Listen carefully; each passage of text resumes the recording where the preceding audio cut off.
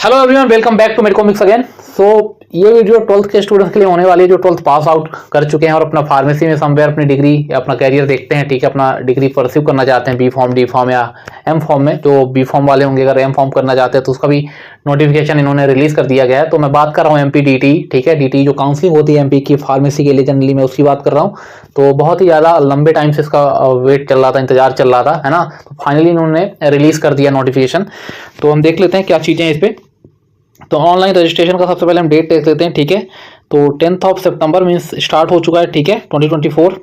और आपका कब तक रहेगा तो 16 अक्टूबर तक रहेगा। ठीक है, 16 अक्टूबर तक रहने वाला है। ठीक है, तो आपको इन दोनों डेट के बीच में फॉर्म को फिल कर लेना है। उसके बाद जो अगर फॉर्म में कुछ करेक्शन करना है, उसको एडिट करना है, तो एडिट का भी डेट है, आप देख सकते हो। ठीक है, 17 अक्टूबर से स्टार्ट है। ठीक है, जैसे फॉर्म फिलिंग डेट क्लोज होती है उसके फर्दर नेक्स्ट डे से स्टार्ट कर दिया है इन्होंने एडिट रजिस्ट्रेशन। ठीक है, आप 18 तक कर सकते हो, 17 से 18 तक डेट है इसकी। ठीक है, फिर चॉइस फिलिंग, अगर आपको फिर उसके बाद चॉइस फिलिंग करना होता है रजिस्ट्रेशन, आफ्टर रजिस्ट्रेशन आप चॉइस फिलिंग करते हो। ठीक है, तो चॉइस फिलिंग की इन्होंने डेट दे रखी है। चॉइस फिलिंग इन्होंने दे रखी है आपकी 30 सितंबर, है ना, 30 सितंबर को ही दे रखी है इन्होंने उसकी डेट। और कब तक चलेगी अगर देखा जाए तो वही है फिर 20 अक्टूबर तक चलने वाली है। ठीक है ना। एंड कॉमन मेरिट जो लिस्ट आती है उसमें आपको आपका कॉलेज आपको कौन सा मिला, ये सारी चीज़ें इसमें नहीं बताई जाती हैं। ठीक है, कॉमन मेरिट लिस्ट में वो आपको अलॉटमेंट में ही पता चलता है, ये आप ध्यान में रखना इस चीज़ को। तो कॉमन जो मेरिट लिस्ट इसमें बनती है, तो मैं बता दूं कोई आपका इसमें एग्जाम अलग से नहीं होता, कोई एंट्रेंस एग्जाम नहीं होता।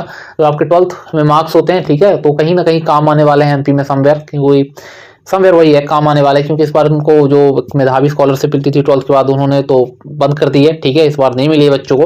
तो चलो यहाँ पे आपका परसेंटेज जो अच्छा होगा शायद काम आ जाए, है ना। तो कॉमन मेरिट लिस्ट उस परसेंटेज के बेस पे बनेगी। फिर आफ्टर दैट आपका अलॉटमेंट आएगा। ठीक है ना, फर्स्ट काउंसलिंग का जो अलॉटमेंट होगा वो आपका 25 अक्टूबर को आ जाएगा। ठीक है, 25 अक्टूबर को आ जाएगा।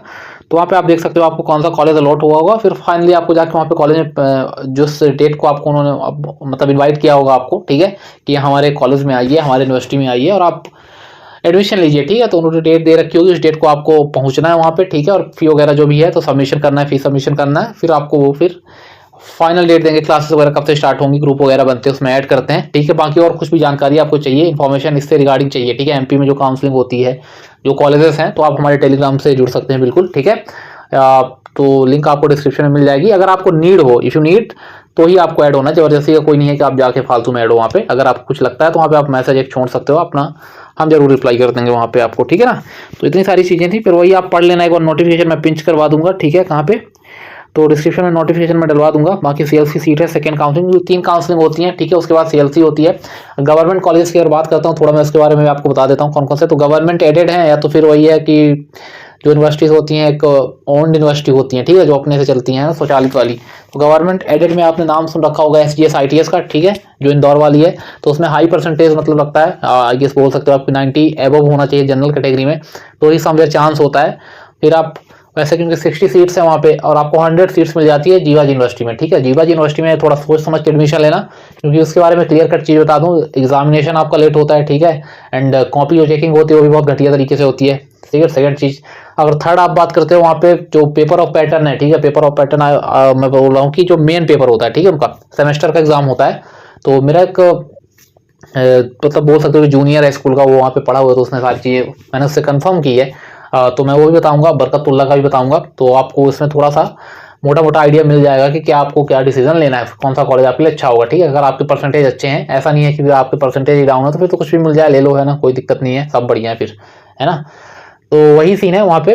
तो थर्ड चीज़ जो वहाँ का एग्जाम होता है ना सेमेस्टर का, तो देखो 15 मार्क्स का एग्जाम होता है वहाँ पे। ठीक है, तो जो PCI के अकॉर्डिंग वो चलते नहीं है, क्योंकि PCI ऐसा बिल्कुल नहीं सजेस्ट करती कि आप 15 मार्क्स का एक क्वेश्चन डालो। वहाँ पे क्या है कि बस तुम लिखते चलो, वो बता रहा था ऐसा, बट ठीक है, उसका पॉइंट ऑफ व्यू होगा। बट समवेयर और भी चीज़ें मैंने क्लियर की और लोगों से क्लियर की, तो उन्होंने उनका भी सेम पॉइंट ऑफ व्यू था। वहीं पे अगर आप सेकेंडली आप बरकतुल्ला की बात करते हो तो वहाँ पे एकदम प्रॉपर पैटर्न होता है एग्जाम का। ठीक है, proper pattern in the sense कि वहाँ पे आपको MCQ मिलेंगे, ठीक है, कुछ शॉर्ट आंसर वाले मिलेंगे, फिर लॉन्ग आंसर वाले मिलेंगे। तो वहाँ पे ज़्यादा अच्छा एग्जाम पैटर्न देखने के लिए मिलता है। ठीक है, सेशनल वगैरह का भी वहाँ ठीक है। और जीवाजी में अगर किसी को कॉलेज वगैरह नहीं जाना तो बढ़िया है। ठीक है, क्योंकि वहाँ कॉलेज वाले जाने का कोई लोड नहीं है, ऐसा वहाँ के जो स्टूडेंट्स हैं उन्होंने बताया। ठीक है, क्योंकि टीचर बहुत फ्रेंडली है ना, बहुत ज़्यादा फ्रेंडली है। तो कोई प्रॉब्लम नहीं है। और अगर आप बरकतुल्लाह में कॉलेज नहीं जाओगे तो आपको सेशन वगैरह में थोड़ा प्रॉब्लम होती है, ठीक है, वो नहीं देने देते क्योंकि वहाँ पे कंपलसरी है, आप समझ सकते हो कि अटेंडेंस आपकी होनी चाहिए, ठीक है, कुछ परसेंटेज अटेंडेंस वहाँ पे होनी चाहिए, ठीक है। तो ये दोनों पे डिफरेंस था। हॉस्टल जीवा जी का बहुत बढ़िया है, ठीक है, जेयू का जो हॉस्टल है जीवा जी यूनिवर्सिटी का, वो हॉस्टल बहुत ही बढ़िया है। अब जीवा जी यूनिवर्सिटी में मैं फार्मेसी डिपार्टमेंट की बात कर रहा हूँ कि मैं अदर डिपार्टमेंट्स भी वहाँ पे हैं तो बहुत ही अच्छे हैं, ऐसा कुछ नहीं है। बट आप वीडियोस देखते हुए रहते हो कि बीच बीच में जीवा यूनिवर्सिटी के वीडियोस आते हैं, अगर नहीं है तो आप इंस्टाग्राम पे सर्च कर लेना, आए दिन कुछ ना कुछ वहाँ पे होता ही रहता है ना। और बरकतुल्लाह का हॉस्टल इतना बढ़िया नहीं है जो जिससे मुझे रिव्यू मिला, जो है मेरे जानने वाले लोग, ठीक है, तो उन्होंने बताया तो वहाँ का हॉस्टल बढ़िया नहीं है, जीवा जी का हॉस्टल अच्छा है, ठीक है ना।